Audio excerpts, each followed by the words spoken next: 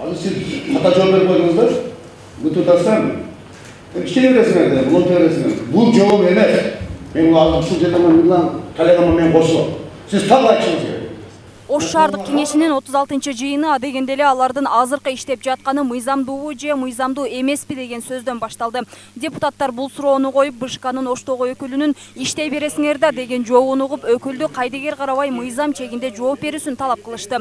БШКнын берген маалыматы боюнча шаардык кеңештин жаңы курамы шайланып келгенден кийин гана азыркы депутаттардын ишмердүүлүгү токтойт.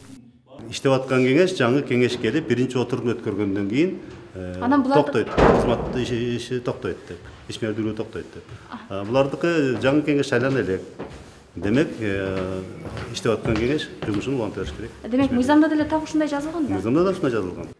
Жыйындын күн тартибинде кышка даярдык, шаардагы курулуштар, транспорт жана мэриянын 9 айлык отчету каралмай болгон. Ага чейин жыйында 6 октябрда өткөн митингдеги окуялар тууралуу да кеп козголду.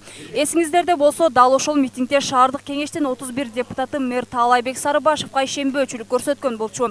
Бүгүн ал тууралуу депутаттар пикирлерин билдирип, туура эмес кадам жасагандарын айтса, дагы бир эл өкүлү Шайырбек Нуранов кайсы жагдайга жөө келтирди айтор мэрден кечирим сурашын талап кылып чыкты. Elimizde, cerimizde toplanan bolvatsa, bu merke işlenmesi gösterip, bu merke işten alış gerek, anan orada başkası geliş gerek, mıyzamsız bunda işler dedi. Хорошо, makul.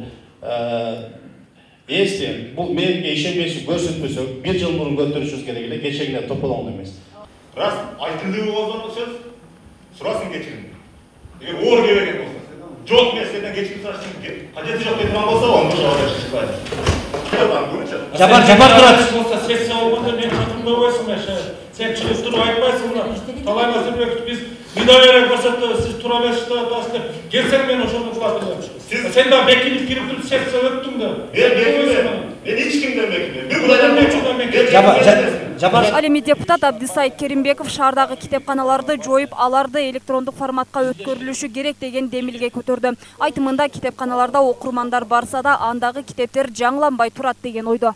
Бизге бүгүнкү күндө шаарга китепкананын таптагы кереги жок да.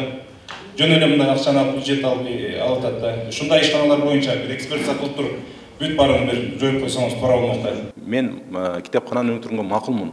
Бирок башкача багытта, башкача форматта чыгыш керек да бүгүнкү күндөчү. Албетте биз интеллектуал жак менен гана өнүгө алабыз. Бирок азыр ошол шаардык райондук китепканага барсаңыз, ателе бар.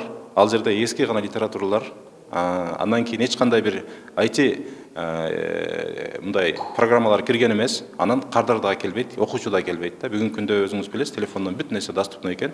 Анан эң бир мыкты китептердин баары атайын раритеттерде сатылып атат да. Ал эми шаардын четиндеги аймактарга суу жеткирүү боюнча бир канча көйгөйлөр айтылып, жыйынтыгында шаардык суу канал башкармалыгынын башчысы менен депутаттын ортосунда пикир келишпестик орун алды. Кандай элен келип туруп тактала берсе, биз барып туруп эгер бир мусакты бир жылда 10 жолу алмашсак, текшергенди айттык да сен турбай жибере атасың буяка деп. Бир мындай этиканы сактап, сөз сурап алып, депутат сурап берди.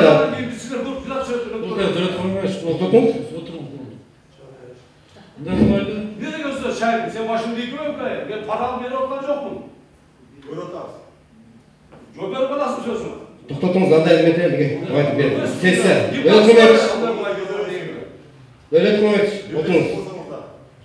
Мен мына элдин көйгөйүн айтып атам. Элдин көйгөйүн мен да айтып. Сууну менче түшүнөсүң сен. Эл суу жетсин деген эки көзүң төр. Ошентип бир канча талаш тартыштар менен коштолгон жыйында мэриянын бардык багыттар боюнча отчету берилди. Ал арада шаардагы курулуштар боюнча көйгөйлөр айтылып, ал маселелер да талкууланмай болду. Ошол эле сиздер айткан канализация системалары, суу түтүктөрүндөгү бүгүнкү күндө акыбалдардын баардыгы көрүнүп, анда ачыкка чыгып калат да. Ошонун үстүнөн бул ПДП боюнча эң негизги ушул маселени көтөрүп, аткаруу бийлиги менен иш алып барган биздин депутаттар. Аябай кызыктарбыз да. Кала бийлиги акыркы жумада талкууга алынган прокуратуранын мыйзамсыз жерди сатты деген айыптоосуна мыйзамдуу баа берилиши керектигин баса белгилеп, мындан ары да аткарылуучу иштер бар экенин айтып өттү.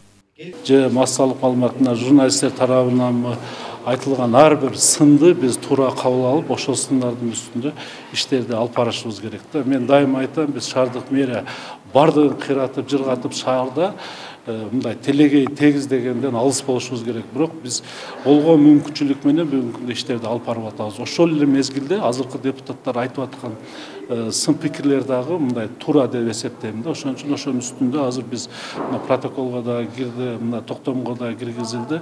Эми Кудай буйрса кийинки жылкы мына жакын арада 2021 жылдын бюджетин да карайбыз.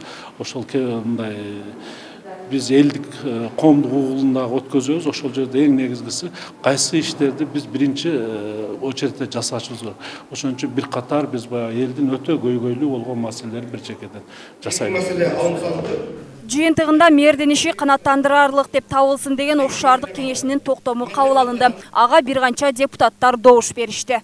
Мимоза Жаныбек кызы, Айбек Үсөнұлы, Ынтымак.